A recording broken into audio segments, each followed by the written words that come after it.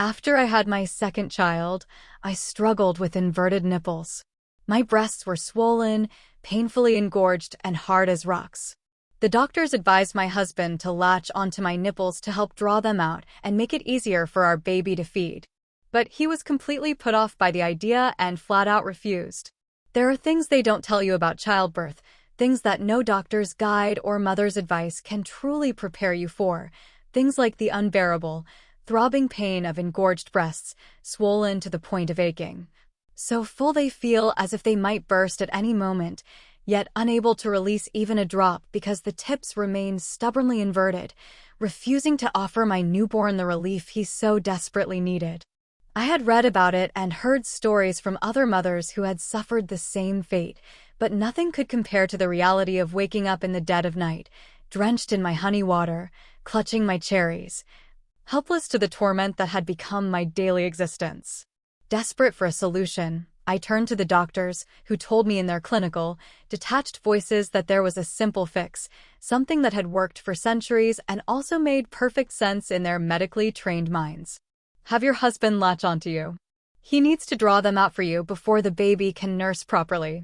I remember staring at the doctor, waiting for him to smirk, to reveal that this was some kind of cruel joke, but instead, he simply nodded, confirming that this was, indeed, the best course of action. And so, armed with medical advice, I went home, still aching, still swollen, still desperate for any kind of relief, and I told Riley, the man I had built my life with, the man I had trusted to stand beside me through sickness and health, for better or worse, that I needed his help. But instead of stepping forward and offering himself to ease my suffering in the most natural way possible, he recoiled. That's disgusting, Zora. The words hit harder than they should have, piercing deeper than I expected, leaving me standing there, exposed and vulnerable, as the one person who was supposed to help me turned his back on me instead. And from that moment on, a wall formed between us, invisible but impenetrable, that neither of us addressed, yet both of us felt. Then, just when I thought the rejection was the worst of it, Riley noticed something. A simple mark, nothing more than a faint outline left against the tender skin of my cherry, but it was enough. Enough for him to begin connecting dots that didn't exist, weaving a story in his head that would soon unravel everything. Then, the bank accounts started changing. Joint funds moved to private ones. Shared investments suddenly had only one name on the documents. Conversations that once flowed freely became stiff, measured, and calculated. And that's when I knew. Riley wasn't just suspicious. He was planning something. He was pulling away, securing his assets, preparing for the ticking time bomb he had already convinced himself was about to explode. But what Riley didn't know was that his assumptions, theories, and carefully constructed betrayal fantasy, none of it was entirely true. He didn't know who it was or what had happened. My name is Zora. I pulled into the school parking lot that evening for my son's kindergarten parent-teacher conference. The classroom was warm, the scent of crayons and paper lingering in the air, the tiny chairs and colorful posters a reminder that I had entered a space meant for innocence, for learning, for the simple joys of childhood. Damon Carpenter, my son's teacher, stood at the front of the room, his hands folded neatly over a stack of papers, his expression calm and welcoming as he greeted each parent who walked through the door. "Mrs. Hood, good to see you," he said, his tone warm but professional, his eyes lingering on me just a second longer than necessary, though I brushed it off as nothing more than habit. Nothing more than a teacher recognizing a parent he had spoken to countless times before. Ruth Reeves and Charlotte Marsh, two other mothers from the class, were already seated. I envied them, their energy, and their ability to simply exist without feeling like their bodies were betraying them. I took a seat beside them, forcing my aching cherries against the firm plastic chair, wincing as a dull throb spread through me, a cruel reminder of the relentless discomfort that never seemed to fade. The meeting began, but I could barely focus, my thoughts clouded by the tightness in my chest, the growing warmth beneath my blouse, and the unmistakable sensation that made my stomach twist with panic. I knew it before I looked down, and I saw the damp circles forming through the thin fabric of my shirt. I was leaking. I instinctively crossed my arms over my chest, hoping no one would notice, hoping I could will it away before anyone saw, but it was too late. Damon's eyes flickered to my blouse. Then, before I could spiral further, before I could sink into the shame that threatened to consume me, he cleared his throat and smiled. "You don't have to be embarrassed, Mrs. Hood. It's completely natural," he said, his voice steady, free of judgment, free of discomfort, as if this were just another conversation, as if this were nothing to be ashamed of. And then, before I could process what was happening, before I could make sense of my own reaction, a familiar warmth spread across my chest, a sudden dampness blooming against my blouse like a betrayal, like a cruel reminder of the very thing I had spent the past weeks trying to ignore. I was leaking again. I fumbled my bag for something to stop the inevitable embarrassment that was already setting my skin on fire. I yanked the zipper open and pulled out my manual pump and stepped out to help myself in private. Slowly, I looked up and found Damon staring at me. But it wasn't the kind of staring I was used to, the awkward, fleeting glances of strangers who pretended not to notice, the polite, uncomfortable smiles of well-meaning friends who didn't know what to say. "Does it really taste sweet?" The words, so casual, landed like a jolt of electricity against my skin. I froze.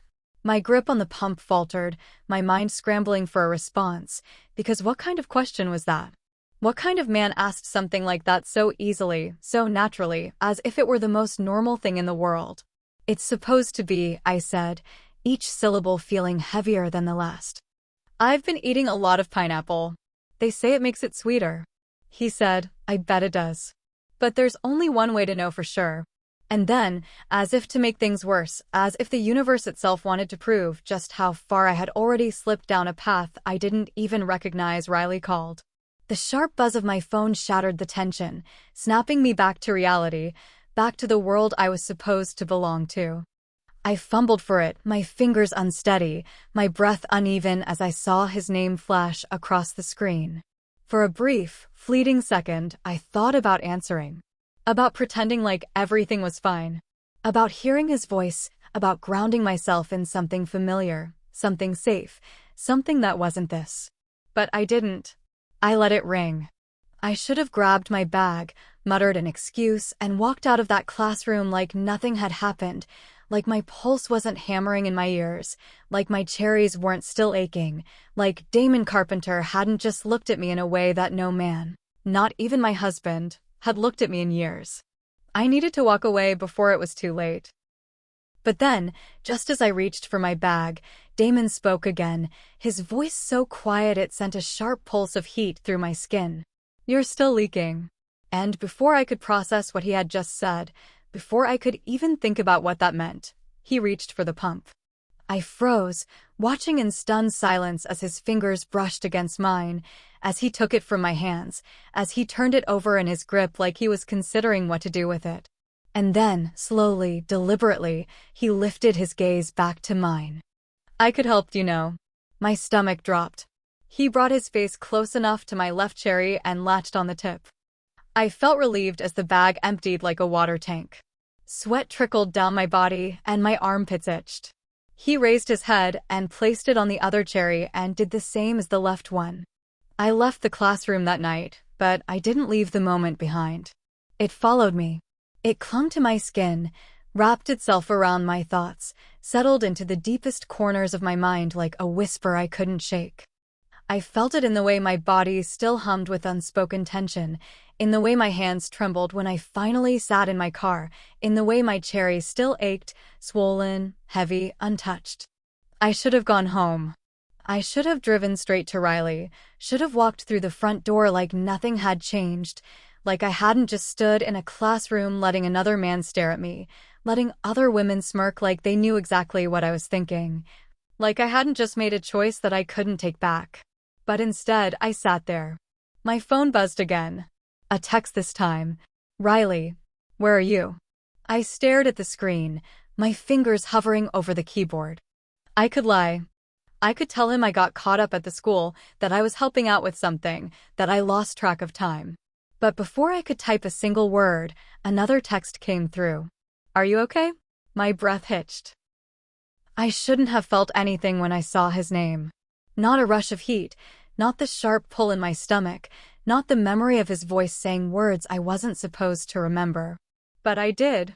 And that's when I realized I was in trouble. I had crossed a line, even if no one else knew it yet. I could go home and pretend this was nothing, but I did something worse. I typed a response. "I don't know," and hit send. For the next few days, I did everything I could to act normal. But I didn't notice the way Riley had started watching me. And then, one night, it happened. The baby latched. After weeks of struggling, after weeks of pain, something had changed. The inversion had corrected itself. The baby fed easily, effortlessly. And I should have been relieved. I should have been happy. But when I turned to Riley, his expression wasn't one of joy. It was one of realization. At the exact moment the doubt took root, his jaw tightened, his hands flexed, his entire body stiffened, and his gaze dropped, staring at my cherry like it had betrayed him. He didn't ask. He didn't yell. He just knew.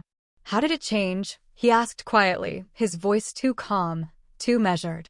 I hesitated. Too long. And suddenly, he had been waiting for proof. And now, he thought he had it. I didn't know when he moved his assets. I didn't notice when our joint account started shrinking, when things that had both of our names on them suddenly only had his. But by the time I did notice, it was too late. So it turned that he was waiting for the moment I slipped. Waiting for the moment I gave him the final piece of evidence he needed to end this. Waiting for the ticking time bomb that would destroy our marriage. And the worst part? I had no idea when it was going to explode. But I knew one thing for certain: it was only a matter of time.